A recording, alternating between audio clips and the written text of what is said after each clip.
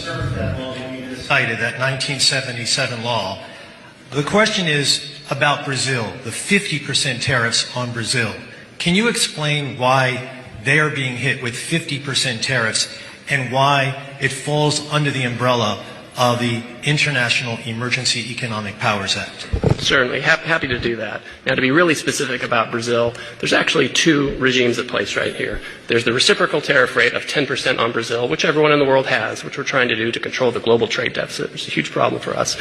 Then on top of that, there's a 40% tariff on Brazil, and that's under a separate emergency, and this is related to extreme concerns with rule of law, censorship, and human rights in Brazil, where a Brazilian judge has taken it upon himself to order U.S. companies to censor themselves, given them secret orders to manage the flow of information, rule of law with respect to political opponents in Brazil, and so when the unlawful detention of U.S. citizens who were in Brazil. Correct. Now, the Treasury Department has often used AIPA, which is the shorthand for the law you're talking about, to impose sanctions, which will cut off countries or companies or persons entirely from the U.S. financial system and cut off trade entirely.